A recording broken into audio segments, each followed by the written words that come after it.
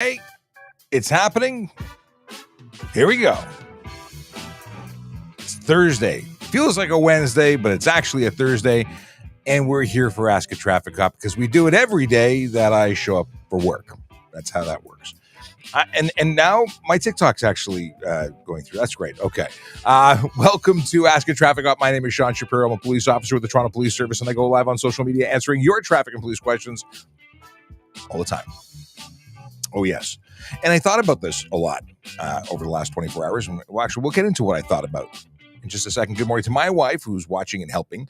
Chase, good morning as usual. Chase is a regular participant, not just a viewer, participant, creator of good questions. That is what he is. Yeah. Okay. I just want to make sure all my tabs are in order. Got stuff and things happening here. Okay, here we go. So lots that I want to talk about. First off, how do you connect with us? You connect with us depending on what platform you're coming through to us differently. So if you're watching on, YouTube, Twitch, LinkedIn, Facebook, Instagram, there is Q&A functionality or chat that you can just pop into and use. And we would invite you to do that because this show is a show for you, by you. Well, it's with, I don't know. Basically, if you don't ask me any questions, we're just going to talk about things that I want to talk about. And that could go anywhere and possibly south. But in any case, we do like questions. Now, a special deal today at 10:30, Logan is going to be joining us. Logan I keep messing up his rank. He's effectively the status of a special constable, but I believe I can't believe I haven't got this. I should get it like written down on the screen. He is a community officer. Is that right? I'm going to make a mess of it, so I'm just going to let him introduce himself properly again at 10:30 when he joins the stream. But we're going to be he's in Brooks, Alberta, and they have different laws in Brooks, Alberta. And I want to talk about stuff because we've been having some interesting videos and discussions over the last couple of days about motorcycles because they're back on the road. So if you are a motorcycle person, welcome back to the road on two wheels. It's one of the best feelings in the world being back on two wheels. I've not felt that in a while, but I really do want to, even though some people don't want me to. No, I've made the decision not to for the time being because I'm a dad. It's important to be a dad and be safe, and the risk is high, or higher than other vehicles. So I'm taking a break from motorcycling. I have taken a break, and if you're new to the channel, you don't know who I am or how I ended up behind the camera. Is I was a motor squad officer who was involved in a motor vehicle collision. I was hit by a car, and as a result, have suffered injuries that have prevented me from being on the road. And magically, I found my way to doing what I'm doing now, which is being a social media and media relations officer. And I'm very thankful for that because I really like what I do. It's given me an opportunity to give back to the community and contribute in a way that is in line with what I'm all about, which is traffic safety. And I get to help you all out with stuff and things that you need to know about or that you want to know about. Sometimes you don't need to know about it, but you want to know about it. So we'll do our regular thing until 10:30, then we'll continue with a slightly modified thing as we go. Good morning to Tim, who just popped in with YouTube.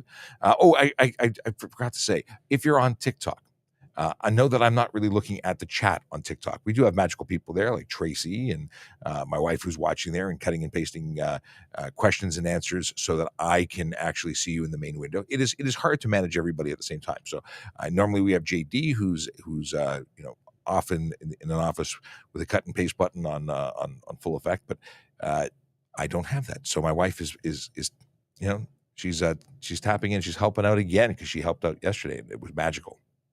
Magical, I say. If you've got questions on the TikTok chat, please enter your question with a Q, because very often what happens is we get a lot of discussion there, and I can't identify, or those that are helping me can't identify questions versus comments and discussions amongst yourselves.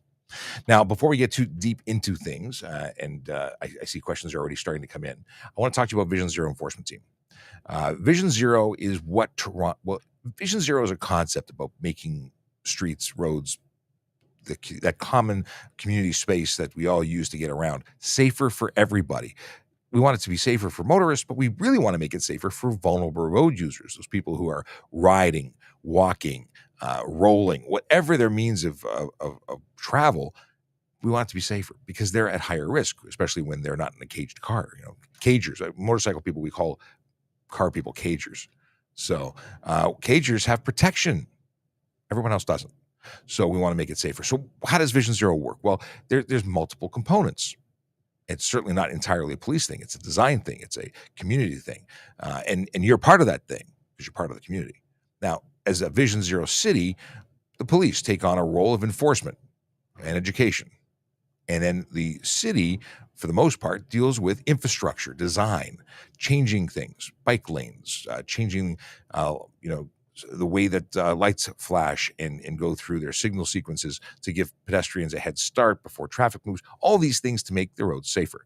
Now, we have the Vision Zero enforcement team, which was created was it 2018, 2020? I can't remember now. I think it was 2020. And they are a full-time team that go out and enforce highway traffic laws specific to the Big Four. The Big Four, see, I had the button all set up this time. The Big Four are speeding, aggressive driving, distracted driving, and impaired driving. And those are behaviors that we know they lead to serious injury and death. We know it. It's not a guess. People argue with me all the time. Speeding isn't a big deal. You just get there. No, it's a big deal. And let's see if my video posted yet, because it looks like it has. It has. Anyway, the video I just put up is actually my drive through the city this morning on the way to work. And I travel, as I always do, at the speed limit. I set it and forget it. I put it in the cruise control, and I just relax. Now, of course, I'm driving. I don't have an autonomous vehicle, but I do set it and forget it. And it's amazing to watch. I think it's very interesting. The video goes at 6 times speed and basically shows everybody passing me, which is what I experience every day as they all break the law on their way to work to save 5 minutes, putting their lives at risk and others' lives at risk. So when I say you're part of this, it's because the decisions you make when you're driving a motor vehicle mean something. It's not just whatever. It means something.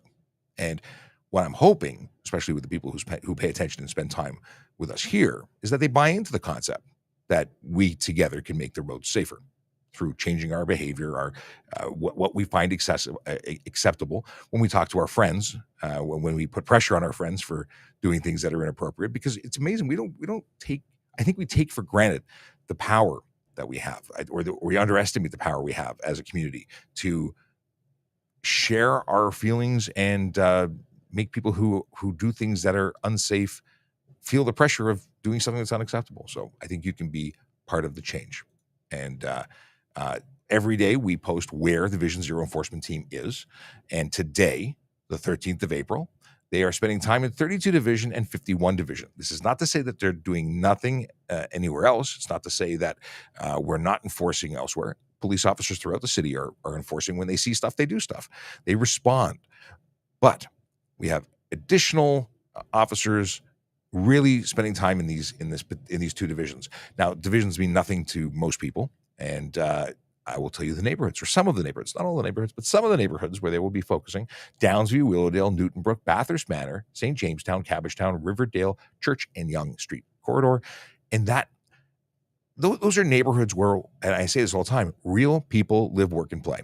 If it was your neighborhood, you would want it to be safer for your loved ones, for the people that you care about, and the people when you drive through their neighborhoods, you should be showing them the same courtesy because we're a community. Yeah, I know that you don't actually, necessarily go for dinner with everybody in that community, but they're all people who deserve to be safe. Okay, getting off the soapbox. I'll get on a different soapbox in a bit. So I've covered VZ. I've covered how to connect. Have I covered how to connect? If you've got questions, yeah, we talked about that, but I'll talk about it again and I'll give you a really quick recap since it's been 10 minutes since we pressed go. My name is Sean Shapiro. I'm a police officer with the Toronto Police Service, and I talk about traffic safety, traffic law, and police stuff all the time. Today, we have a guest on the show.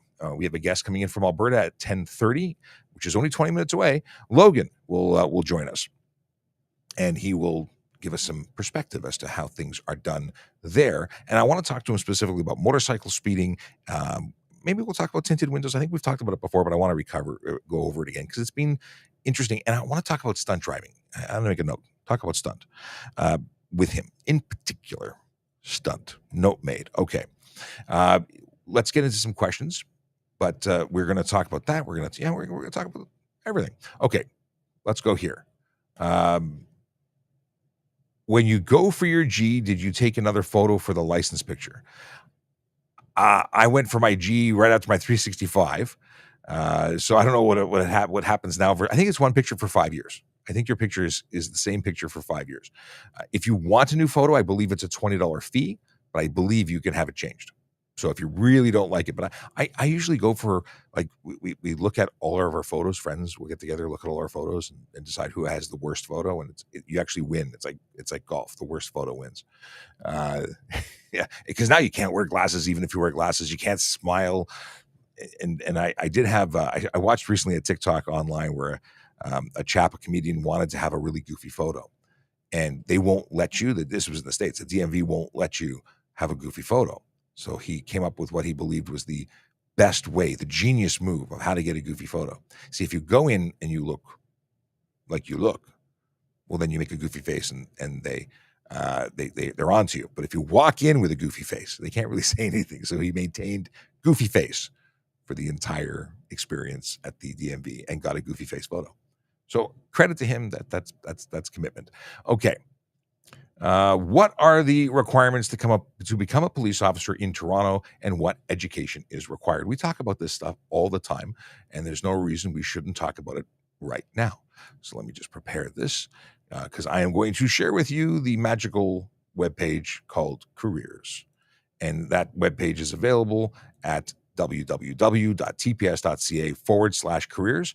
And we see our friend Aaron here and other friends, because these are all magical people who work for us or work with us. You can get all the information you've ever wanted to know and more about all sorts of positions. I just realized I've not looked at any of the civilian opportunities this week, so we'll look at that quickly in a moment. But specifically to police constable, as you scroll down, knowing everything you need to know, in background. It's a sales page. It's good. Canadian citizen or permanent resident, 18 years of age, physically and mentally able to perform the duties of the position, having regard to your own safety and the safety of members of the public. You must have at least 4 years of secondary school, which is going to be OSSD, Ontario Secondary School diploma or its equivalent, good moral character and habits. Then there's a whole bunch of other stuff. No criminal convictions for which a pardon is not being granted. A valid driver's license, and I noticed this for the first time, I think yesterday, that it used to say G-class license, and now it says with no more than 6 accumulated demerit points, but it doesn't specify. It says full driving privileges, which alludes to a G, but doesn't state G. So I don't know, maybe a G2 allows it. I don't know. Have current certification in CPR and first aid by the time the offer of employment is given. Have an OACP certificate that's valid. I don't know how that works now. That's, I think, changed since I became an officer. Hearing standards, vision standards, security, background investigation, and you have to be able to get level 7 on the shuttle run. I hate the shuttle run. Prep test was easy for me. Shuttle run was not. But I think that covers your question. I hope it does. Where's my mouse? Here's my mouse. Yeah. If you have more, reach out to the people there. They want to help you. Their goal is to help you. Yes. So definitely reach out to a recruiter. No, that's what I was going to do. I was going to talk about other stuff, other jobs. Thank you for reminding myself, Self. It's going to be one of those days. Okay. Civilian roles. Although we hire police officers, court officers, or special constables, parking enforcement officers, we have all these great roles, but we also have fantastic opportunities for civilians. So legal counsel, I'm assuming this is if you're a lawyer. Okay, it's a temporary 14-month contract. Does it say you must be a lawyer? I'm assuming it's lawyer. Does it not say lawyer? Okay, legal counsel. Anyway, there's a good job opportunity there. I went back too far. Solutions architect. It's IT risk management, so I assume that's a computer software person. 2023 Youth in Policing Initiative After School Fall Program. That's the YIPPY program. Fantastic opportunity for young people to get involved with. Definitely check that out. Benefits administrator, payroll coordinator, communications operator. All fantastic positions. If not being a member of the uniform side of things, being a police officer isn't for everybody. But you know what? You can still work for a magical organization. That's what we are. Yeah, like Disney. Anyway, I was going to say Disney with guns, and then I stopped, and then I said it anyway. So there we go. Okay, moving along. Here we go. What do we got here? You don't need a new license going. What is this? You don't need a new license going from G2 to G usually. I think you were talking about the photo, but yeah, I don't imagine you would do that. What is the number to call for fraud? What kind of fraud? Because a lot of calls, like if it's a fraud perpetrated in person, I'd say it's your local police. You can still call your local police. If you're Toronto, you could call the non-emergency number 416-808-2222. That's the non-emergency main number. They can transfer you. You can speak to a local division, a specific division, and they would refer you to the appropriate place. Now, ultimately, if it's an online fraud, every time I've looked into it, I seem to be routed to the RCMP's fraud page. Let me see if I can pull that up for you. Fraud. Canada online. Let's see if I can use these keywords to find it. Report fraud and cybercrime. Yeah, it's the, let me put this back up on the screen. It appears that it's the Canadian Anti-Fraud Center, and there's all sorts of stuff here that you can use as a resource. It's like a 1-800 number. I've not had a lot of success personally, but it is there for your stuff. And I would search, because I'm not going to spell it out. It's an incredibly long thing, but if you search Anti-Fraud Center, that seems to be the location that most people are sent to. Okay. Can you make a U-turn at a red light? I'm puzzled as to how many people who believe that this is something that's okay. And just for clarification, Leo Wife is asking all these questions because these questions are coming in through TikTok. Leo Wife is my wife who's helping out. Yes. So on a red light, you must stop. End of story. There's no driving, no U-turns, no nothing on a red light. You are not moving, because if you do it, you'll proceed before green or fail to stop for red light. And Logan just sent a message saying he's getting ready. Yeah, that's the deal. You cannot make a U-turn at a red light. On a green light, if it's not prohibited, if it's not unsafe, well, then you can. And there's specific areas that are prohibited from U-turns and others that are not. It's good to know which one's which. So if you're at a crest of grade, a curve where there's no visibility, if you are at a bridge, viaduct, or tunnel, if you're at a railway crossing, there are prohibited within 150 meters. There's, I think, 30 meters of a railway crossing unless there's a curve and then it adds things. There's a bunch of places where it's not, and most of them are common sense. You should not do it where it is unsafe. And you are, without question, responsible. I should have used my dash cam. I almost got hit yesterday. I didn't think to save that.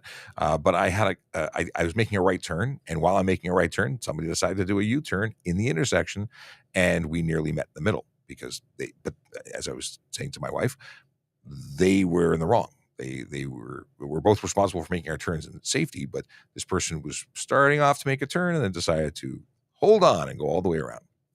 Okay. But yeah, U-turns are prohibited where prohibited and not prohibited where not prohibited. They're not illegal simply because they're U-turns, but red light U-turns are illegal. I'm going to stop rambling about this. What are the laws about aftermarket suspension and wheels? Well, that's a big and broad thing, because here's this simple answer. You must be safe for the road. They must be approved for the road. You must be able to have full turn-to-turn, lock-to-lock wheel movement without contact to body or frame. You can't be so low that you, when compressing your suspension, you make contact with body or frame. So it depends. If you're truly putting in a proper suspension system that's aftermarket with proper geometry, that's okay. But if you are cutting your springs and now your wheels are strange camber, there's all sorts of bad that can happen. So speak to a trusted mechanic. Don't just do it. Do cops determine liability for a collision? We don't say accident, we say collision, because accidents are just oopsie-doos, and collisions are because somebody made a problem, like made a poor judgment call, or chose to do so. Well, it's still a judgment call. They did the wrong thing. Now, in terms of, do we determine liability? We write a report based on the evidence that we have gathered, whether it be statements or physical evidence, and we lay charges where charges are appropriate. At the end of the day, courts and insurance companies determine liability, and sometimes they disagree with police reports, and they make an independent decision, but we certainly weigh in. We believe that this happened and that happened, and we paint a picture in our reports, But at the end of the day, we don't determine guilt. We make an allegation if we lay charges, and it's then determined by the courts and the insurance companies, which and they don't, and even between the two of them, they don't have to agree. Odd that this is the third time this week I've heard this question phrased differently, but we'll go through it again. Excuse me while I have my bubbly. Not sponsored, by the way. I'm just thirsty. Can you make a lane change while going through an intersection? Legally, yes. Is it a good move? No. It should be avoided if at all possible. And the reason that it should be avoided is because when you're in the midst of an intersection, people assume you're going to do certain things. And if it's unavoidable, there's something happens, there's a collision ahead that happens in the mix, you have to be able to do things. And you can, but you may cause a collision, which you may be responsible for. But it's not illegal to change lanes while going through an intersection. Just higher risk than staying in your lane. Okay. A reminder that in about 10 minutes, we're going to be having a visitor, Logan Grant from Brooks, Alberta. He is a uniformed member of their enforcement. Well, it's a small team, but they do enforcement. They're civilians who wear uniforms, who go out and enforce their Traffic Safety Act, which is pretty cool. But we talk about traffic safety, and he's been on a number of times. He's a friend, and you can also check out their TikTok because he's part of Safe Communities. Yeah, they're a big account out there. They partner up with the RCMP all the time. They do a lot of good stuff. All right. We talked about Vision Zero. We talked about how to connect. But you know what? In case someone doesn't know how to connect, you can go onto TikTok, throw your questions in the Q&A or in the chat. And my wife is actually in there cutting and pasting because JD's not here today or tomorrow. So thank you again to my wife for helping out because it really is making my life a lot easier. And she's always here, but usually she's a spectator. Now she's working. And let's see here. We got YouTube, Twitch, LinkedIn, Facebook. Those are easy because I can put your questions right on screen. It's a perfect integration. Instagram, a separate phone. I'm looking at you now. And if you ask a question, it goes into the Q&A. I can respond to you. If you're on Twitter, however, I apologize. We can't actually hear from you. So if you're on Twitter, please jump onto another platform so we can hear from you because we want to hear from you. We have tons of people who watch the replay, but we don't really hear questions from Twitter. And that makes me sad-ish. All right. Can we, what is this? Here we go. Can we put an exhaust on a car which have mufflers but is not too loud, but just sweet sound? So can you have an aftermarket exhaust system? Yes. Does it have to be legal? Yes. Does it have to have a proper muffler that meets regulations and a resonator? Yeah. Can you have a straight pipe? No, which is no muffler. So your exhaust system has to be an exhaust system. It has to be proper and meet the requirements under law. You can get ones that are throatier, that have a better rumble, that have a better sound, better exhaust note, but they must still be legal. Yeah. What is this? How long can a vehicle sit before it needs a safety inspection to be put back on the road? Same owner, so it's not being transferred to somebody else. It's free to register a vehicle. If your vehicle remains registered, it doesn't require a safety. If it is not registered, if you remove the plates from it, I believe you'll require another safety once you put plates back on it. So if it's not unplated, I don't think it requires a safety. Now things may change, and I may be inaccurate on this because I'm not a mechanic, and I don't know if there's anything in there. If there's a mechanic, let's see. Do we have some of our mechanic friends in our chat? Look, and Undead Neon is in the chat on TikTok and may know the answer to that. But I would assume that if it remains in your possession and plated, and you maintain the free renewal, because it's free for most passenger vehicles or most vehicles in general, only vehicles over 3,000 kilos would require payment to renew. It should be fine. But I don't know if I'm incorrect. Please let me know. I'm looking over to see if there's a response in regards to this question. But I'm glad that Randomness asked this question. Okay. Hey, it's John getting slapped by legal.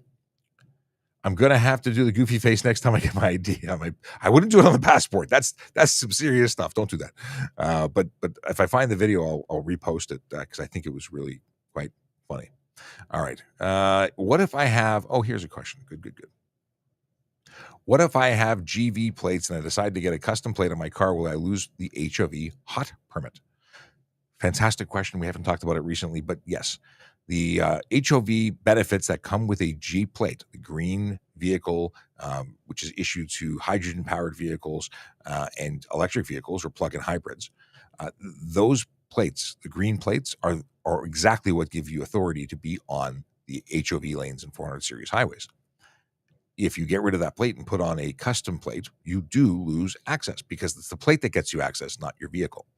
Your vehicle is authorized to get the plate, but it doesn't just get it. Now, it's interesting because at some point, the qualifications, like if everyone has an electric car, then either the HOV lane isn't useful anymore, or it'll be a different criteria reserved for access. So it's something you have right now, and there's no custom plates available. Can I sit in the frunk of my Tesla and drink a Bud Light while it drives in autonomous mode? Well, first of all, Ryan Pinn is a friend to the show who likes asking questions he knows the answers to because he's a driving instructor in Nova Scotia, and we have a lot of fun whenever we chat. So a frunk is the front trunk of a Tesla, which I'd be very impressed if you could sit in it. But no, you can't operate a motor vehicle whilst consuming alcohol because you can't consume alcohol in a motor vehicle frunk or otherwise. And there is no autonomous mode currently available. There's a lot of people who talk about Tesla having autonomous modes. There is something called full self-drive, which is a bit of a misnomer. It's beta software that still requires you to pay attention. It's an assisted drive mode, and you still have to touch the steering wheel. You're still fully responsible whilst behind the wheel. And otherwise it would be illegal because you can't do it. Now, when you get into truly autonomous modes of level 4 and 5, you don't need to touch the wheel. All right. Moving on here. Let's see here. Okay. Dr. Nick says, in the vid you posted, everyone around you is probably going 120, ignoring the legality for a second. Who is acting more unsafe in the moment? I think the driver causing everyone to brake and pass. So the video that Dr. Nick is referring to is we got Officer Grant, who's about ready to jump in. We'll be with you in just a second, but I'll finish responding to this and then we'll. So in the video, it is someone driving the speed limit and not breaking the law. So you can't break the law because the law says you can't go over the speed limit. So if everyone's doing 120, breaking the law, are you causing more of an issue by following the law than just jumping into the mix and breaking the law? Every driver is responsible for their own speed. And if someone was robbing a bank and you were in the way of them getting into the bank quickly, because that would, possibly get the logic suggesting that you should be going above the speed limit because everybody else is ridiculous. I appreciate what you're saying, but no, what the truth is that nobody should be breaking the law. It's the unpopular but accurate answer. I can't ignore the law for a second to answer the question because there's no other answer. Everyone breaking the law should be held accountable. And I'd love to see automated systems where everyone gets a ticket. Everybody. If you go over the speed limit in a school zone or on the highway, you should be getting a ticket because no one should be allowed to do it. Why? For what? So are the people who have to slow down at risk because, well, no, they chose to be at risk. They chose to speed. And if they have to slow down, what's part of driving? You have to slow down for vehicles or turns or objects on the road. All of those things are part of driving. They're totally responsible for it. No, I totally reject your suggestion that someone who is driving safely and legally is part of the problem.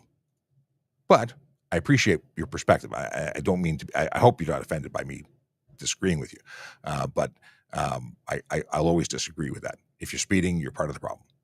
And I had someone call into the radio show I was on Jerry Agar, the Jerry Agar show on News Talk 1010 last week.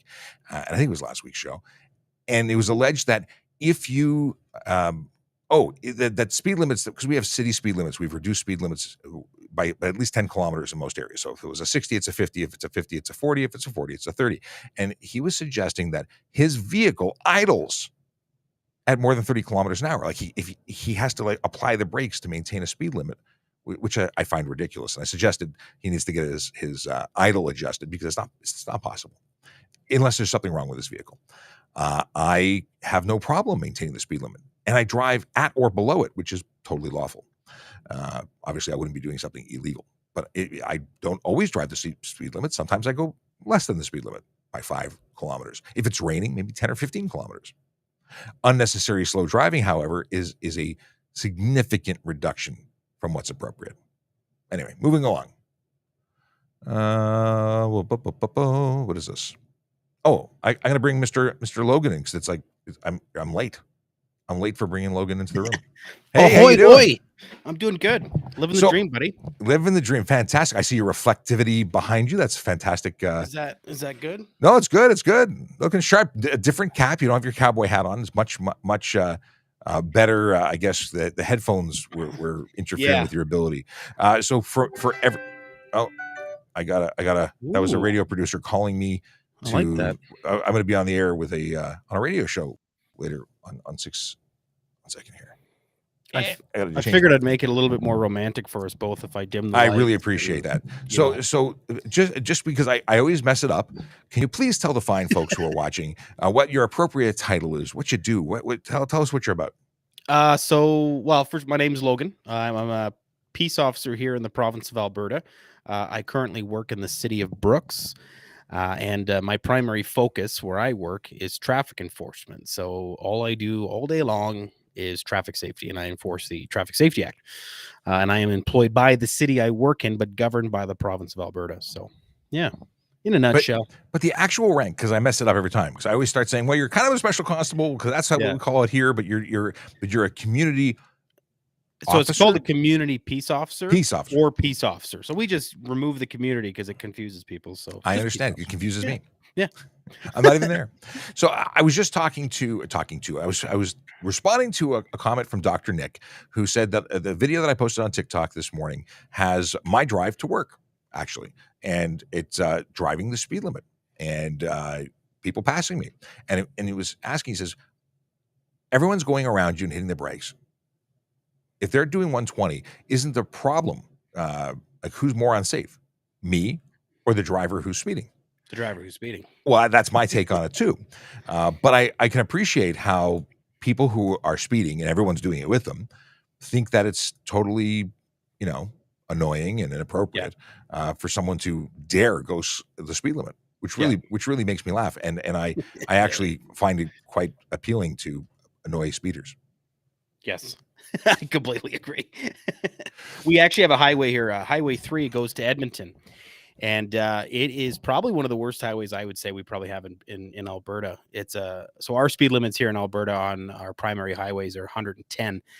And if you're not doing 130 on Highway 3, you're getting run over.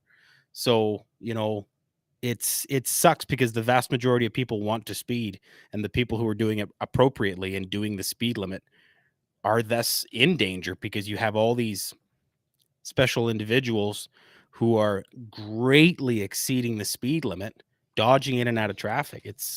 But that's where those people need to be charged 100% repeatedly, possibly depending on what's being observed. Maybe they should lose their license. Yeah. At very least, they should be paying so much insurance that it would be no longer cost effective for them to be on the road. I don't believe in allowing people to break the law and just get away with it. There needs to be greater enforcement. If people are truly in fear of doing their lawful drive, that's a major problem. But it speaks to other issues. Exactly. Let's see here. There was something I wanted to ask you, and there's a bunch of questions piling up, and we're going to get to those because I think it's important to answer questions. That's what we're all about. But I put up a video. I don't know if you saw it. A police officer in the United States pulled over a motorcyclist who had a fuzzy Pokemon cover on their helmet. Yes, I've seen that. I know what the rules are for Ontario, and it's illegal. You cannot modify the shell of a helmet. You cannot fix a camera, a fuzzy bear cover, Cookie Monster, or otherwise. What is it in Alberta? Do you have helmet laws? First of all, do you have to wear a helmet on a motorcycle? Are there any exemptions? And would sticking a camera on your helmet be a violation or a fuzzy thing? So, we have helmet laws for motorcycles here in Alberta. You have to wear a helmet. And yeah, you cannot obstruct the helmet at any capacity because the helmet is designed in a certain way that should you be an unlucky individual who has to be ejected from their bike, the helmet needs to slide appropriately on the surface of the road. And as soon as you obstruct it, whether it's with a camera mount or a camera end mount or anything fuzzy, you restrict the ability for the helmet to do what it's designed to do. And then you greatly increase your risk of a serious neck injury. So I can't tell you how it is. that's awesome. We're in line with Yeah.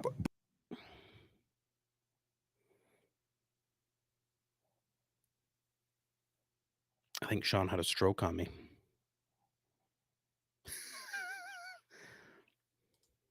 Is it just me? Should I refresh? Technical issues. I hope I'm not the only one in here. Am I the only one in here? Can anybody tells me if I'm the only one in here? I've gone. Where did I go?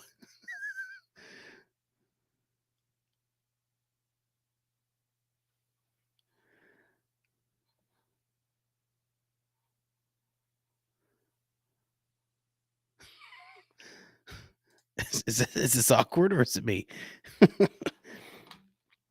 Please tell me something is. You're coming back. Hang on. There you go. For the longest time, I thought I was the only one in here because it still shows live on mine, and I'm like, well, people are going to get pretty bored looking at my face.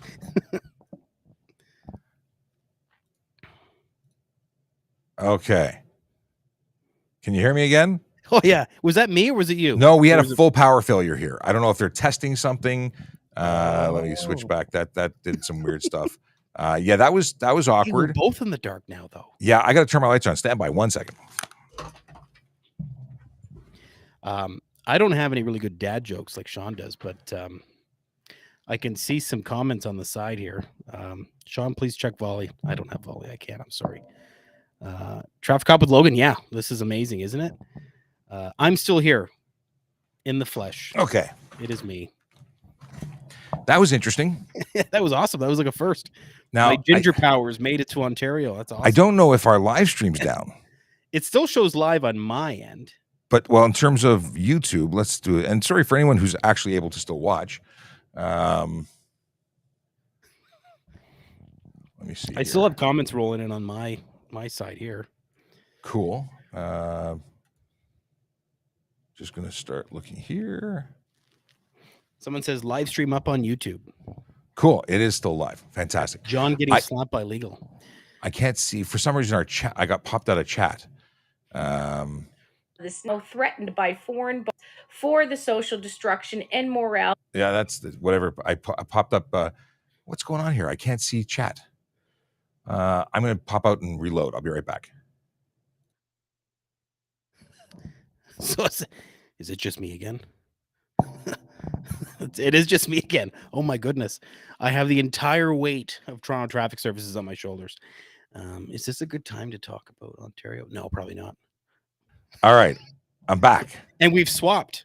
Oh, I swapped again. Yeah, and I have chat again. Okay. Okay. Woo, thank you. Okay. Yeah. That's the second power failure I've had today. I'm oddly enough, I'm on a computer that is completely battery powered, but all my lights and cameras and yeah, it was no good. And I'm surprised the internet is still connected. So we're carrying you from Brooks here, Sean. I appreciate it. You know, you do your part. It's great. So it's never a dull moment here. Never. But for anyone who's watching and has no idea what we're doing or who we are, my name is Sean Shapiro. This is Logan Grant, and I'm in Toronto. He's in Brooks, Alberta. We're talking traffic safety, traffic law, and police stuff. We were discussing helmets a moment ago and motorcycle laws, which actually brings me to. Well, before we go into that, I want to talk about stunt driving in a second.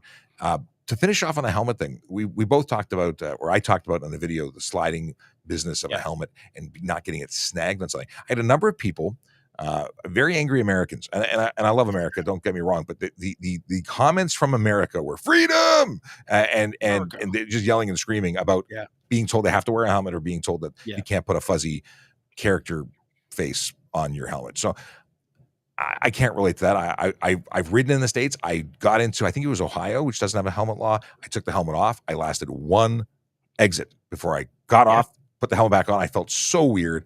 Not for me. I want to wear a helmet. I just do. 100%. So everyone hopping in there, and some guy says, I've been racing drag motorcycles since I was 10 years old, and helmets are for impact, not gliding across the helmet. And I had some people say, I'm an engineer and I don't believe that the furry stuff stuck to the outside of a helmet.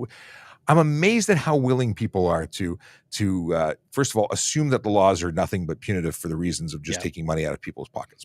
The laws are designed to keep people safe. They're there because somebody did something, and that's why someone had to take the proactive approach to say, we should prevent people from doing this again. We should. So I'm both entertained and disappointed by a lot of the comments that I saw. But one of them was like, I'm an engineer. I don't believe it. I mean, I would think an engineer, a learned person of all people, would be like totally understanding. Now, I will say this. I think that at a certain speed, it doesn't matter what you're doing or what you're wearing. If you are speeding so aggressively, it doesn't matter. Everything's going to shred. I think actually that fuzzy helmet cover would be a bigger issue at lower speeds. I think that's when you're going to have the most likelihood of severe injury. But that's just me making assumptions. Nope, I would agree with you completely. And you know what?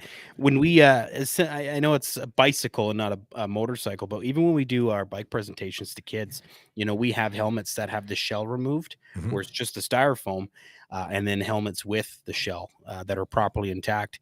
And I'll tell you, you slide both of them across an asphalt ground, that the one with the shell is going to slide like a pair of skates on the ice, and the other one stops dead. And if you can imagine your neck in there, you're done. I think what we'll have to do is I'm going to try and get the people in our collision and reconstruction unit. They've got a drag sled, not a drag sled like for drag racing. It's basically a tire filled with concrete, and you can measure the amount of drag or resistance against the ground. I wonder if we could set up the same scenario using a helmet to see how much more drag. Well, obviously it can be done, but I wonder if they'd be willing to do it, because I think it would be very interesting. Thank you by the way, for anyone who's now the survivor who made it through the power failure, the great power failure of Thursday, the 13th of April. It's the 13th. Yes. Well, but it's not Friday. Although I have no issue with Friday the 13th. It's usually just a drive to go get some wings in Port Dover. So here's a question that we have not, that I've ignored for a few minutes. And it's a question asking about a G-class driver. So a fully licensed driver. This is their son. Should I add him on my insurance? The car is insured in Ontario, and I'm assuming it's everywhere. Yeah. Once you have a G2 or you're not a learner's permit anymore. You don't. Is that class 7? Learner's permits are class 7. Class 7. Yeah. So I'm getting this. One day I'll actually know it. But a learner's permit doesn't have to be on there in Ontario, from my experience. We called when my wife got her learner's permit. They said, thanks for letting us know, but we don't care. But once you get your G2 and you can drive independently, most insurance providers want you to add them at that point, or they may deny a claim if they're caught behind the wheel. Yeah. It's weird because you can borrow somebody else's car without being on the insurance. But if you live with that person, then they want you on the policy, definitely for a G. Yeah. Is the same thing for you guys? Here. Yeah, same here. Yeah, when my son's ready to drive, as soon as he gets his class 5 GDL, which is your G2, if so long as he lives with us, he'll be under our insurance. I mean, he could get his own insurance policy, but depending on rates, sometimes it's easier to just bulk him into your own policy. And you build a driving history, so it's a positive all the way around. Yeah. I see what happened I understand now. I was trying to figure out where all my windows went, and when the power failure went, the screens turned off, and then the computer said, "You have no screens." They all piled up on each other because I have multiple monitors here. It's it's like the Rocket Space Center. I have one. We can't all be. No, we can't. Okay. So do off-road vehicle tickets go on your record? I hate off-road questions because I know nothing about off-road. I think that act is independent because you're not licensed. Your driver's license isn't issued there. I don't think it would be, but I don't know. So, and Sergeant Campbell isn't here, so I haven't had to make a note in my iPad here for off-road vehicles impact DL. I don't know the answer to that. So in Alberta, an off-highway vehicle, we don't have anything necessarily specifically for like a lot of the same driving laws. So like the ticket you would get for having an unregistered off-highway vehicle or an uninsured off-highway vehicle is very different than what it would be for your traditional motor vehicle. So I'm not sure if they're actually showing up on your driving record. I don't think they do, because it's not happening on a highway. It's not happening on the road. So I do not believe it affects your driver's license here in Alberta. Well, what caused me to sort of pause is that if you are driving an off-road vehicle on the road, you're now dealing with the Traffic Safety Act or Highway Traffic Act. So that's going to affect your license. So off-road, I think, is off-road. And I don't think the two paths collide. Exactly. But I don't want to give you a definitive answer because I can't say for certain. It would make sense that off-road is off-road and separate. How do you handle off-road lights? Oh, that's actually a really good question. So we have a lot of people who put on these giant bars of LED. And I've had people in the chat argue with me because I say they're off-road lights. They cannot be focused or directed as your headlights. You're only allowed to have a maximum in Ontario of 4 lights carrying a minimum of, once they hit 300 candela, they're considered focused headlights. You can have no more than 4 lit at the same time. Then you have a problem. And so in Ontario, you don't have to cover them, but you can't have them on. Yeah, and in Alberta, again, you don't have to cover them, but you can't have them on. As soon as you're on private property or you're in a field, power them on. In BC, what we hear a lot is as soon as Albertans cross from Alberta to BC, they have to put a cover on them because in Alberta, in BC, they have to be covered. That's very interesting. You can't even see the lens. So, yeah, and everyone out here has these big LED strips on their trucks. They're lifted trucks. So, lifted trucks is a whole other thing. In Ontario, we actually have a maximum distance between center of headlight to ground. There's a minimum and a maximum, which someone asked me about suspension earlier. I forgot to mention that. If you slam your car, you may be in violation of the light truck and passenger vehicle code, which is what the HTA references for whether or not a vehicle is safe. So I question, when you have a monster truck, how it could possibly be on the road. There's no bumper. It's you chew up pedestrians. It shouldn't be on the road. So in Alberta, when it comes to lifted vehicles, we actually have a law that says the bumper has to be so high off the ground. So as long as the bumper is within, I think it's 1.5 meters. So if you have a 20-foot tall vehicle, but you lower the bumper, you might be compliant? Okay. With the bumper, you might be compliant. Gotcha. A lot of other things, probably not.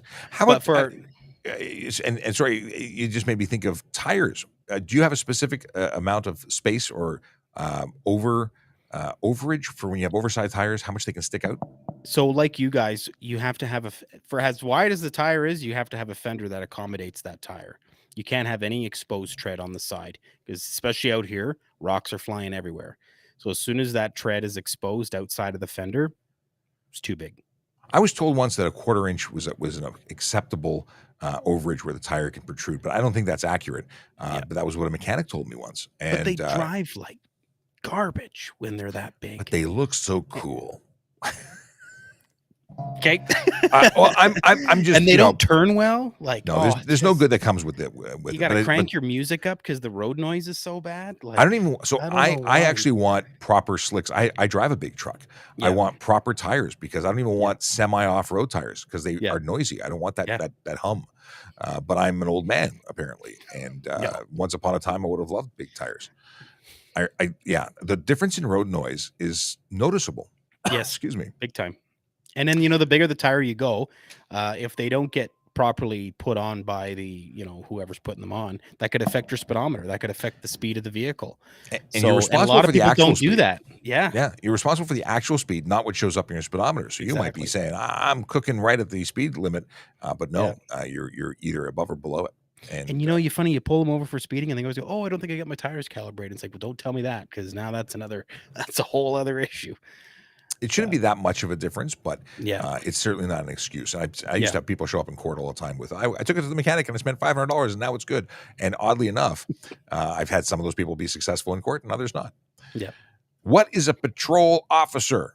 Does it say patrol officer? Where does it say patrol officer? So an officer, I think generally speaking, a patrol officer is an officer patrolling. But I guess some police agencies or services may have a rank of patrol. Generally, so an officer who's assigned to being on the road, I think, could be classified as a patrol officer. Yeah, and I think here, like a lot of the RCMP classify them as GD, so general duty. Oh, okay. And that's just your general patrol officer. They're the ones who are taking the calls as they're coming in, going from one to the next to the next to the next. Dylan wants to know if it's illegal or if it's legal to pop wheelies in front of a cop. Well, this brings us back to stunt driving.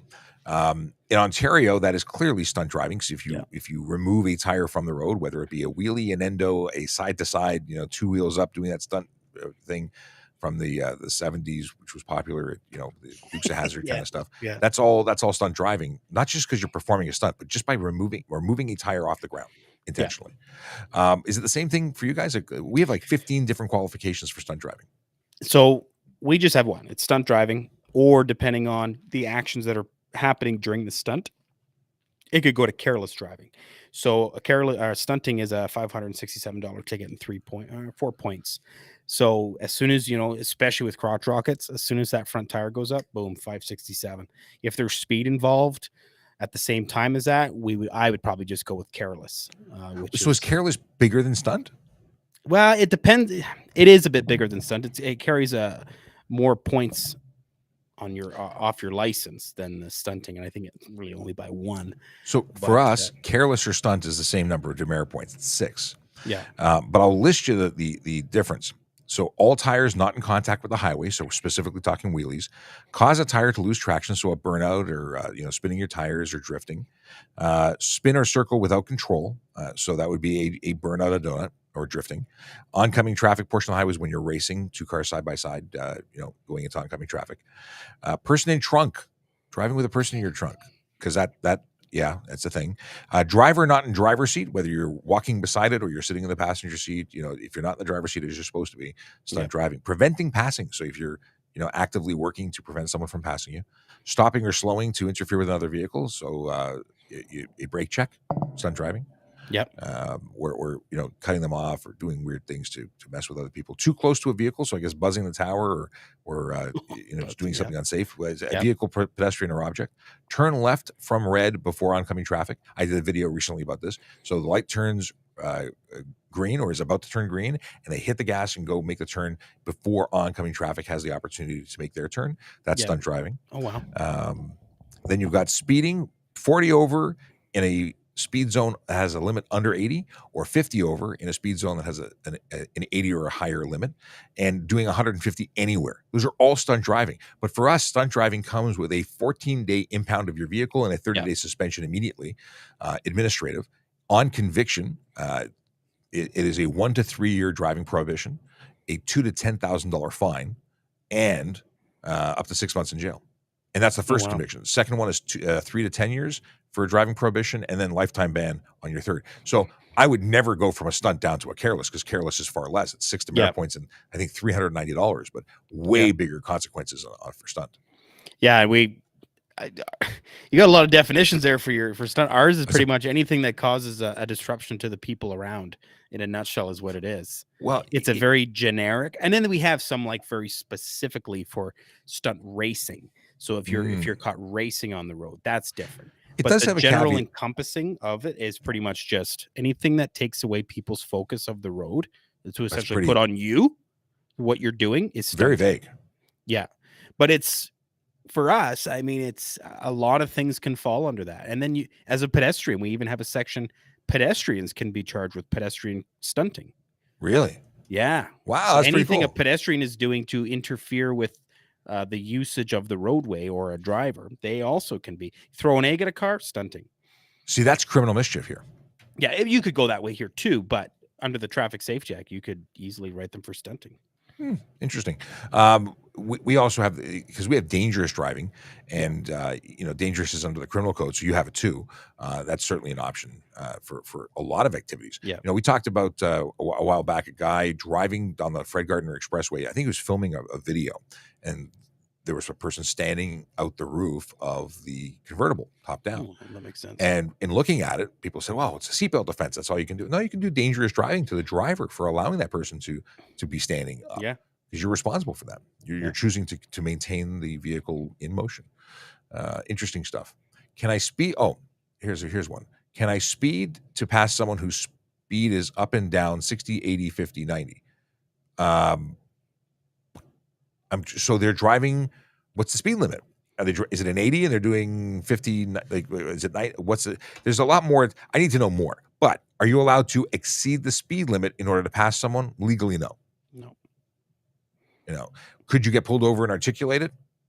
Maybe, but you're rolling the dice with the officer. They might say. And if it's the example of it being an 80 and someone is fluctuating their speed from the 80 to 60 to 50 to 90, I would probably be calling enforcement. That might be an impairment issue or a medical issue. Yeah, that's what I'd be doing. You've been called out, my friend. John getting slapped by legal even has 2 monitors. So you need to step up the monitor game. Does the lens on my camera count as a monitor? Probably not. Probably not. No. Let's see here.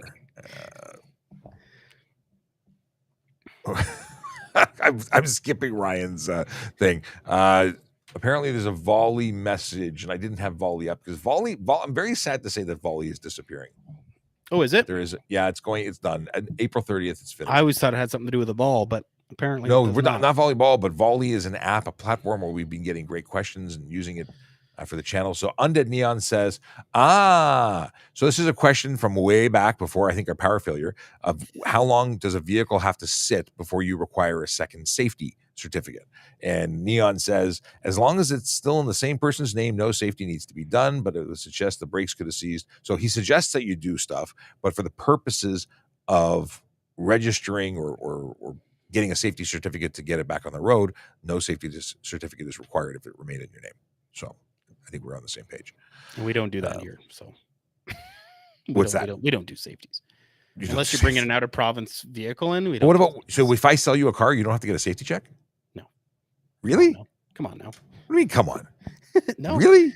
Yeah, it's incredible. Like we have cars that are in our system for like our ticketing system that in a span of 2 years will have like 15 different owners, and they just pass down. Just piece of paper. That is wild. I now sell my vehicle to so and so, and that's it. So here's a question: a person has been charged with DUI but was asleep in the car. What can I do? So I don't know where you are, but I'm assuming you might be in Canada, because I really can only speak to the criminal code in Canada, which is what drive under the influence is an offense, or drive or operate.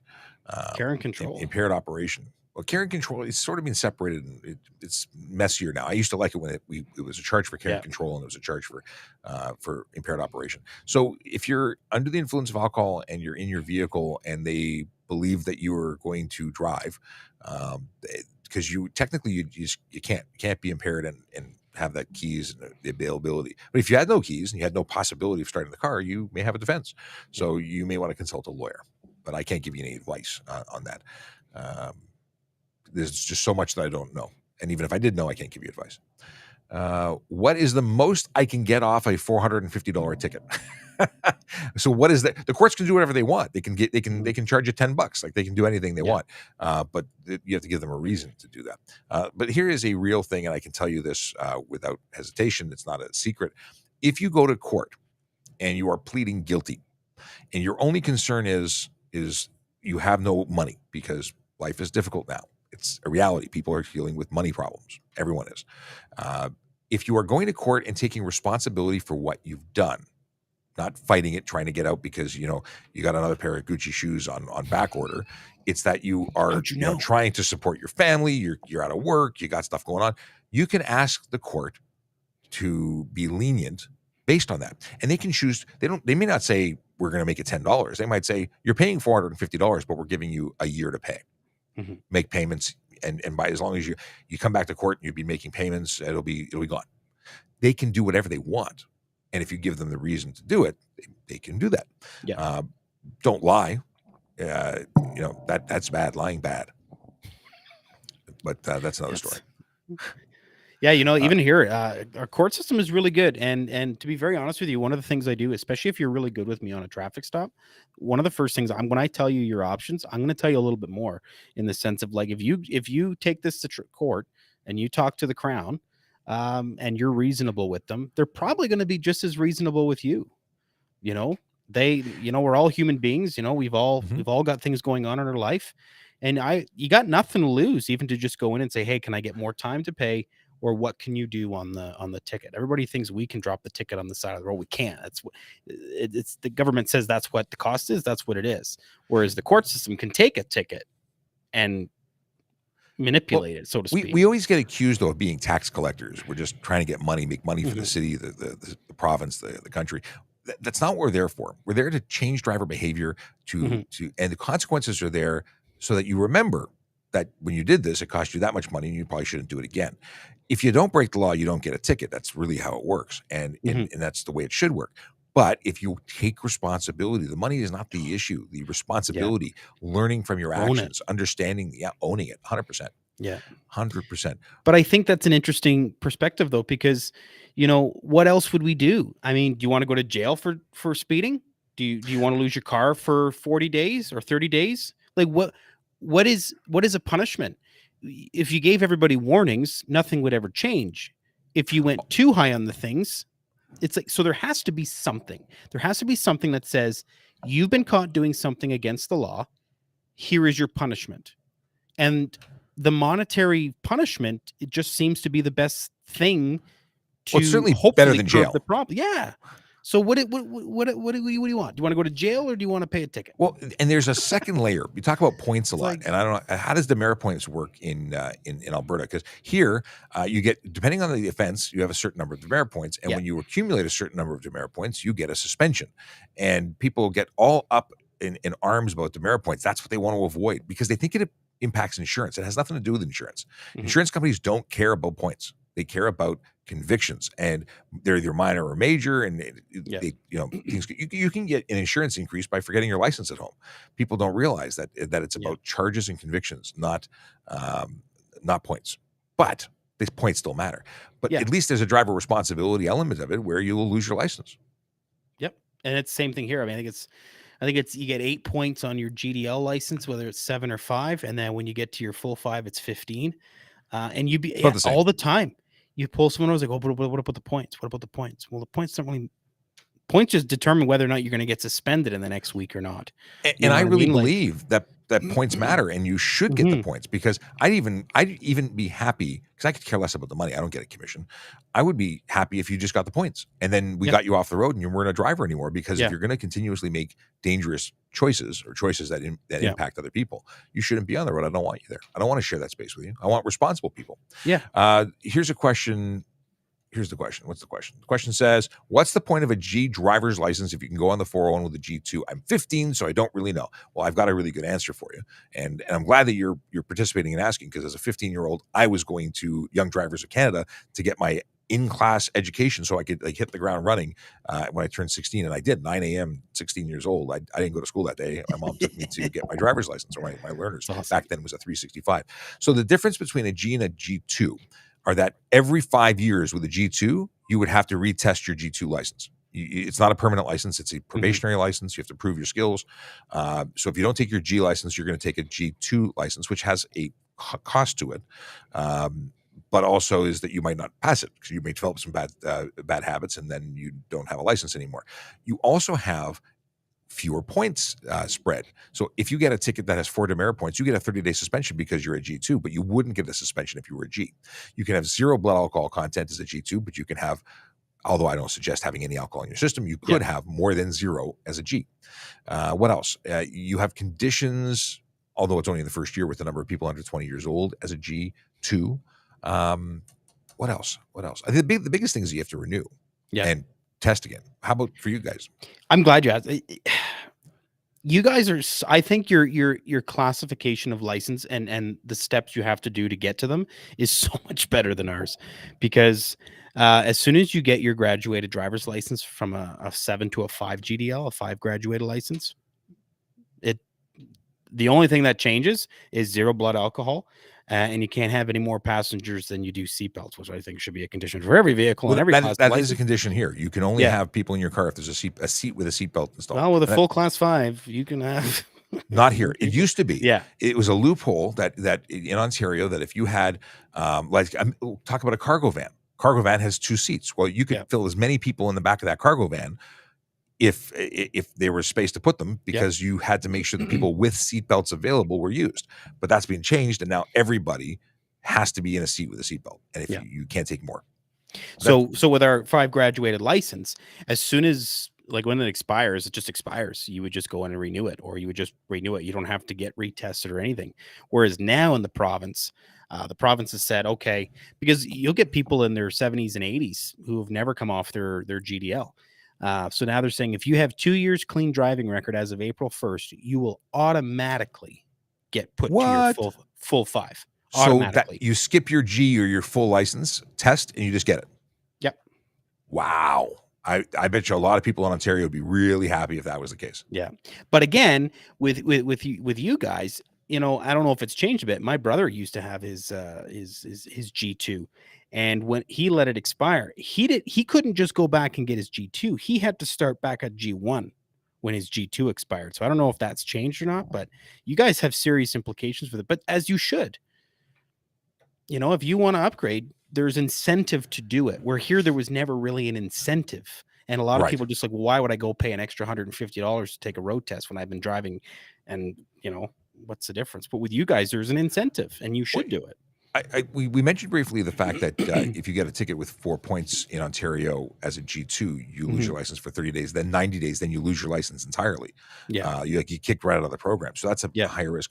But you have fewer points, even if you were accumulating them one at a time, before you get a suspension. So there's an incentive to get the full license. And I think here, if you're 2 points away from your 8, I think you get a letter in the mail that says, hey, we do lots of letters. You're going to get a slap on the wrist. Yeah, be better letter.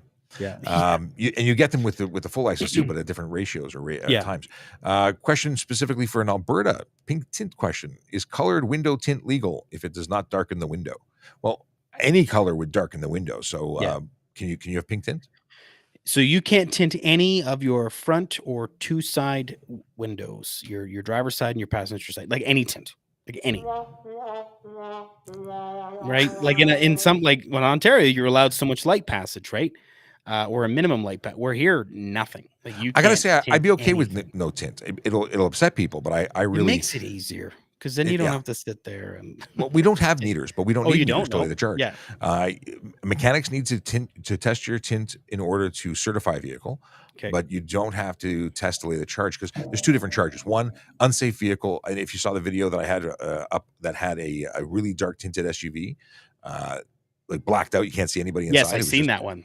Yeah, that vehicle is unsafe. I pulled the plates. But if you were, if it was legal tint, but it was dark outside and I couldn't see inside, there's still a charge for color or reflective coating obscure interior of motor vehicle under the HT regulation. So there's options. Here's a good question.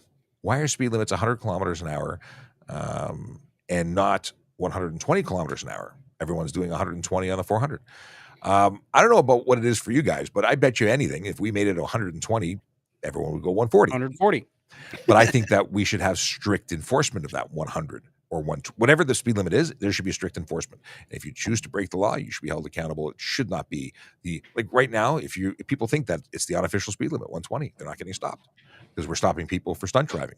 We're busy picking people up for stunt driving, but no speeding is acceptable. I think I unplugged my monitor, Sean. Give me a second. I still see you. Just letting you know, you're still there. Are school buses allowed for street parking? I'm not aware of any restriction for if you have a parking spot or can fit it in the space available. I believe you can park there, unless there's something specific to school buses I'm not aware of. Strobing third brake light, is it legal? If intermittent flashing of red light is intermittent flashes of red light is illegal. Flashing a couple of times and going solid is not illegal, and I think they actually are great. I don't have an issue with them, but you may find an officer who has a different interpretation, at which point they can lay the charge. And if they lay the charge, you'd have to explain yourself to a JP. It's not specifically legal or illegal. It's just that they might believe it's illegal, and they may interpret that law of the intermittent flashing lights. Intermittent is a pattern other than, or is a random pattern or pattern other than on, off, on, off. What about rear flashing brake lights? No? Oh, you can't have the flashing. No. Well, I mean, it's like a Mustang where it does the 3-stage. Well, that's the whole thing. Signal or whatever. So the signals flash, why would a brake light that flashes be illegal if you can have a signal which is red and flashing? Like, I don't think there's anything wrong with the third brake light that does that. It's the race brake. It flashes and then goes solid.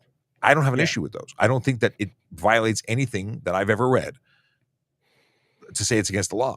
But there's a law that says intermittent flashes of red light. And but that's intermittent, you need to read intermittent, and intermittent means not on off. It's on like a sparkle, a randomized pattern would be intermittent, and then I'd understand that it's illegal. Yeah. Okay. We have some our tuner community here, our car community is really big here, and a lot of these Civic Type R's or whatever, they have those race brakes installed on the back, but it's separate Subarus, from too. their brake. Yeah. Yeah, but They're again, I separate don't from have their an brake issue with package, those. right? Yeah, and I don't have an issue. It doesn't. If any, to me, it just provides even more visibility to the vehicle Sure. because they're not when that pulse. It's not blinding me. It's not causing a visual, excuity or whatever like that. So I don't have a problem. But you may have to articulate it to somebody. Yeah. And that's the issue. I've seen, here's a quick question. I've seen people passing lanes during light interaction. Is it what? I've seen people passing lanes during a light interaction. Is this allowed? I have no idea what the question is. So maybe you can rephrase that. For interpretation, Sean. I have no clear direction as to where I can go with this. Is it legal to have no muffler if it didn't come from factory with one? Okay. If you have something like the Fiat 500, I think it is, it comes with 2 resonators and no muffler. That is legal in that configuration because it's a turbo, it has resonators, and it meets the requirements as is. So if it shipped factory from it and it was legal for the road when it was shipped, then it's good. You couldn't cut off the mufflers saying it meets the requirements without them, so I'm just going to do it. Yeah, that's different. And if you have a vehicle that was manufactured before it was a law to have a muffler, well, then it doesn't need a muffler now. It's grandfathered. Yeah, like a 1970s, whatever. I don't know when it was. Same with seatbelts. You don't need seatbelts in a vehicle that was manufactured without them because it was legal when the vehicle was manufactured. And I think that's probably across the country because it's no different here. It's logical. It makes sense. Can you have your fog lights on if it's not foggy? You can have up to 4 in Ontario. Correct me, let me know what it is in Alberta. You can have up to 4 lights creating more than 300 candela of power. So if that's your high beams, your driving lights or your fog lights and your regular lights, that's 4 lights. You're good. You could not then have an additional set of lights. Yeah, and it's virtually the same here. Yeah, you can if you forget to turn your fog lights off during the day and they're on top of your daytime running lights, the fog lights aren't really that bright enough anyway to cause a visual issue. But so it depends on how it's written because for us it's very specific. 300 candela is not that bright, and 4 is the maximum for us. But I'm curious if it's been written out like that anywhere else. You get some people who, I don't know if you've seen those Vespas with 27 lights attached to them because it's cool. That would be not legal. No. How long can you park on the street parking before you get a ticket in Toronto? This is a bylaw question. It is 3 hours. If it's legal parking and it's not with a meter, 3 hours of just standing in one place, unless you have a permit, would be. What was it for you guys? It's a city thing, so. Yeah, and they're all based on municipal bylaws, right? So here, you can't have a vehicle on the road for more than 72 hours. Now, that's also a Traffic Safety Act as well, laws. So, but that's not to say that people don't leave their car on the road for more than 72 hours, or unless a sign otherwise states. And that's the big thing. If you're in a like a hospital zone or anywhere there's an increased parking, whether it's downtown, you just have to go based off the signage. Yeah, and the 3 hour thing is without signage for us. Yeah. So with signage, absolutely the sign takes priority. Yeah. Without sign, that's when it's 3 hours in Toronto. But here, if you're just parked out front of your house, I mean, you can be there as long as you want, as long as your tires aren't flat, you're leaking, you don't look abandoned, you're fine. Okay, there you go. One thing that I will say, because there's a question coming up with a disability or accessibility permit, with even though it's 3 hours for everybody else, if you have an accessible permit, it's 24 hours. It's extended. That's a City of Toronto thing. Could be different in different jurisdictions. What is the legal limit for lowering your car? For you guys, what is it? That's a really good question, and I actually have to check on that. Well, for us, you actually got me on that. I don't know what the actual height number is, but so I'm told 1.5 inches from factory, but we have no way of knowing what factory is for Well, each that's it. individual car. So what we go based on is looking at functional suspension, contact with tire and frame, tire and body, lock-to-lock steering. We're looking for all those things. There is a headlight, and it's the light vehicle, light truck and passenger vehicle inspection guide. It does specify a number of or a measurement from the center of headlights to the ground. Yeah. So there is that. If you're scraping the ground as you're going along because you're too low, and No you kidding. would get stopped, and you'd probably it's an unsafe vehicle taken off the road. So when getting pulled over for speeding, caught on a radar, do they have to show you the device? I can tell you in Ontario we do not. Same for you? No, we do not have to show you. You know what though? Like for me, I'll take a picture before I get out of the truck, or as soon as I stop them, I'll take a picture of the radar and I'll get out. And if they ask, I just flip the phone, and be like, "There you go." Well, because it just saves me an argument. Do I have to? No. If I've got a handheld device, but the thing is, I may take multiple readings, and I may have taken a reading after the speed which I'm charging you for. So if I got you doing 70, then 80, then 90, and then 70, and if I got multiple readings, well, I'm going to take the one that I saw going fastest, not the one that's stuck on my screen when I press lock. I don't have to get a lock in order to lay the charge. But like even with handheld, like if I'm using my LiDAR, I normally walk up to the car with my LiDAR in hand, and I normally just flip it and show you what. If you locked at the highest speed, but maybe you got a higher speed and you took an extra one to see if they were going faster, and they were going slower. So I'll still wait for if I only write what my screen says. I don't know. Yeah, no, but you don't have to. At least not on. No, no, and you don't have to hear. I'm just you like being able to show them it's a sticker. It's your thing. Yeah. My father has a blue disability accessibility tag for his car. If I'm driving him in my car, can I use the tag? So in Ontario, that's issued to the person, not the car. As long as they're in the car when you park, yes, they're using it, not you. But yes, the vehicle can be parked there because they have the authority to use the spot. If they get out of the car and you drop them at the front door and drive to the parking spot, you may not use the accessible permit in Ontario. I don't know how it is for anywhere else. It's the same here. If you're using someone else's handicap placard, they must be in the vehicle with you at the time of usage. And like you said, if you drop them off and you drive away, they got to be with you when you park. So because that's I know someone who lost the permit. That is for the parking. 100%. It's not for dropping them off. It's for the parking. So let's see here. Question is from Jennifer. Do you feel people should have to retest every so many years to keep a license? My husband is an officer for Toronto. We both comment on the driving. You know, I think that regular testing would be good. You certainly have to do it at a certain point. When you get to a certain age, it becomes mandatory. But I'd like to see it for all sorts of people. I think keeping people's skills up can only be beneficial, but it does create a lot of work and would probably clog the system. So that's a problem. Here's a motorcycle question. Is a motorcyclist allowed to move to the front at a red light to avoid being squished by cars? Technically, no, they're not allowed to. Could it be reasonable to slide in between two cars to prevent yourself from being the human bumper if a car decides to not notice you and drive on top of you? I think that's reasonable, but it depends on the officer. Technically, not legal, but I think it's reasonable. Can you drive through traffic to get to the front of a pack of 20 cars? No. Creates road rage and hate towards motorcyclists, and that's lane splitting, isn't it? They call it lane filtering if it's at a stop, and lane splitting when you're driving actively. Driving actively is it's careless driving or stunt driving or dangerous driving, depending on the observations. But filtering, I kind of get it. People say, well, what about cyclists? Why can cyclists do it? Well, technically they can't either. They shouldn't. They do it anyway. But and is it enforceable? Yeah.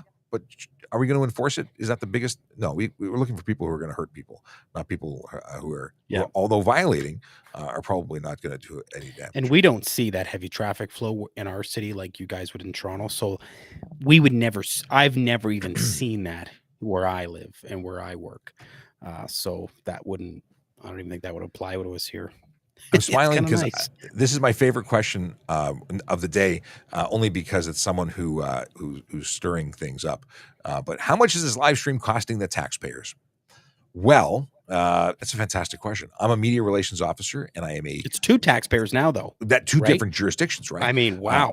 We We are educators. We are part of policing. Part of traffic safety is traffic education, explaining laws. How do you expect people to follow laws they don't understand, and how do you give access? If I was sitting waiting for a phone call right now, until that phone rang, I wouldn't be giving anybody any education. However, I can tell you that we have a whole ton of people, like 2,500 that 2,600 that have moved through the live on one platform alone.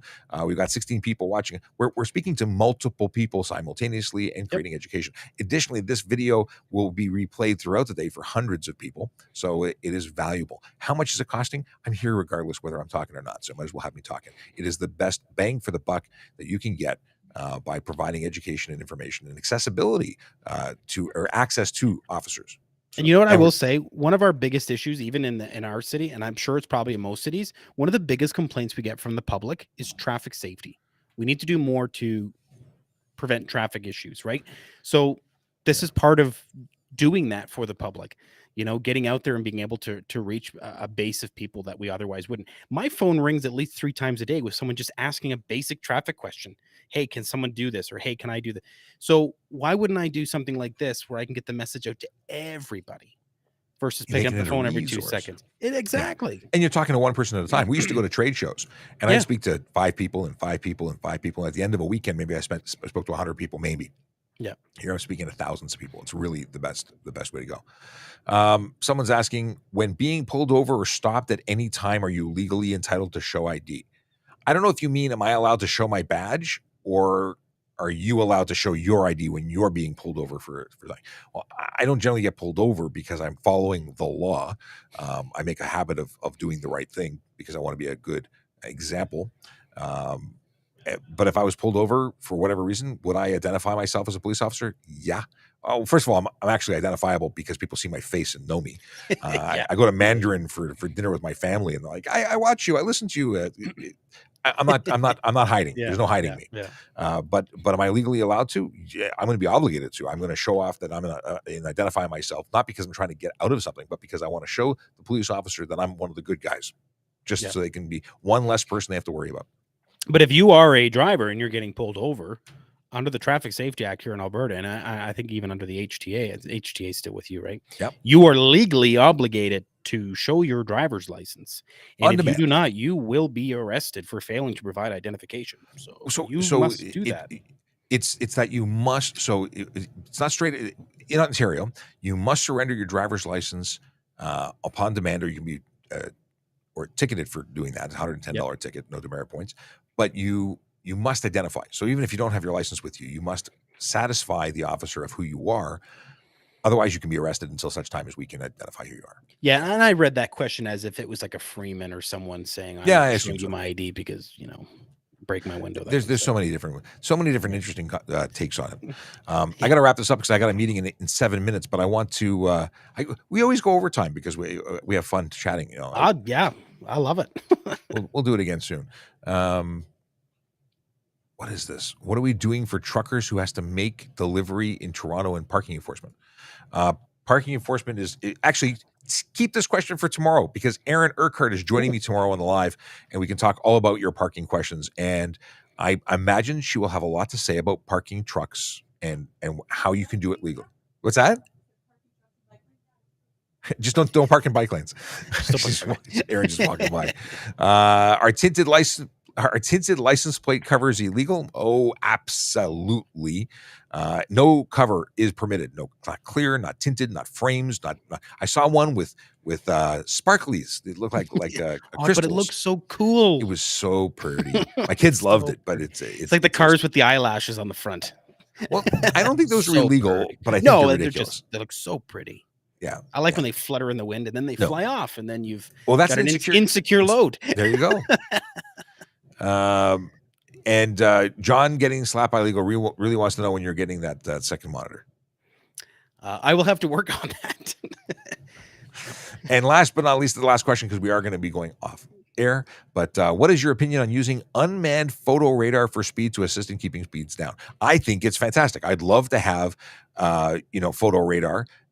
We had it; it's gone. We do have photo radar for the purposes of school zones and where it's permitted in the in specific areas municipally run. But I'd love to see it fully in effect. I'd love to see every road covered by automation, not because I want to replace police officers. We still have the best enforcement ability to hold drivers accountable by actually stopping you as a police officer.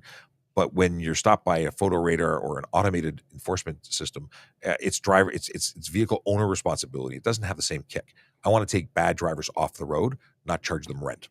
So I am in favor of photo radar that is being run by the municipality or the policing service of jurisdiction. I am not in favor of the private companies who provide photo radar for communities. I've never heard of that.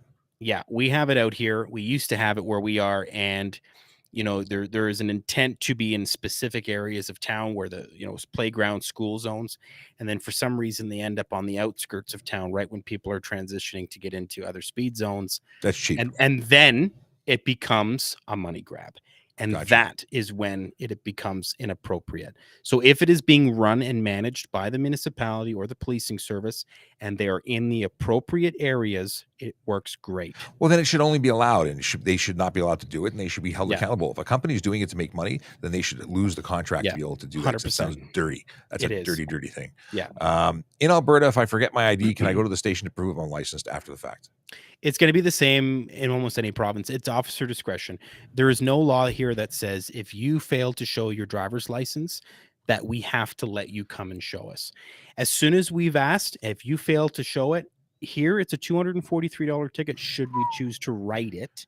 And once it's written, it doesn't matter if you come and show me later. I've probably already ran you to see if you even have one. So I will find out you don't or you do. But yeah, you have to show it right away. There's no obligation. Many moons ago, when everything was paper-based, maybe I wanted to prove you were licensed, but I know if you're licensed. If I don't think you're licensed, you're not leaving in a car. Yeah. And showing me that you have the card really is what? It's a waste of everyone's time. Yeah. You are guilty at the moment that you failed to surrender. That's when you committed the offense. That's when you're getting the ticket for. Yeah. And a picture of your driver's license is also not acceptable here. No, people don't understand that. They're like, well, I'm licensed, so I should be okay. Well, great. I don't know if it's really you. Photo licenses, photos of driver's licenses can be doctored. Depending on what access I have as a police officer, I may or may not be able to verify with a photo that online. I may be just asking you all sorts of skill testing questions to try and satisfy myself. But you still committed the offense. So, and you know what? Most of the time, I just want to do the stop, have our chat. If it's nothing major, let you go. If I got to go back to my truck and spend an extra 7 minutes trying to find out if you have an active driver's license. But it's your job to work and look up my stuff. It's your duty. You're right. I'm sorry. No, it's not. It's not. And I say that. No, you were being sarcastic. I just say. But that's what people say. No, my job is to deal with what you did and move on to the next person and not focus 20 minutes or 30 minutes into finding out who you are because you've chosen to be irresponsible. Exactly. Or even just make an oopsie-doo. Anyway, it's been a slice. It always is. Thanks so much for joining me. Well, like I said, we'll do it again, and I'll be back tomorrow at 10 a.m. Aaron Urquhart will be joining. I will be back here later because I'll live stream when I go live at 12:30 on a radio show. So in 1 hour, I'll be back doing. I will be back live tomorrow too, Sean. Are you coming back? But in the comment section. Okay. So. Sounds good. Well, you're always welcome. All right, brother. We'll catch you later. Thanks again. Cheers, guys. And to anyone watching, follow us. And where can they follow you? Do I have your stuff here? Maybe I do. Maybe here. This is your TikTok and Insta and there it is. Safe communities. And other stuff. So that's where you can find Logan and all his content and his beard. Is your beard shorter than normal? It is. It's getting a little warmer, so I trim it up a little bit. That's in the winter, it's out of control. Well, you've got to be able to fold it down to cover your neck for the winter. Well, I understand. 100%. All right. With that, we'll call it. It's been another magical day at Ask a Traffic Cop. Thanks for joining us. If you don't already follow us, please do. Drive sober, park legally, speed not. Let's drive. Just do everything safe. Yeah. Just don't hurt anybody. And that means following the rules. But if you want to know more about rules, check out our channels and join us here tomorrow at 10 when we have Aaron Urquhart from Toronto Parking. It's Toronto Police Parking Unit. She's a parking enforcement officer who specializes in bike stuff because she rides everywhere. That's it. That's it. Awesome. Have a great day, everybody. Cheers.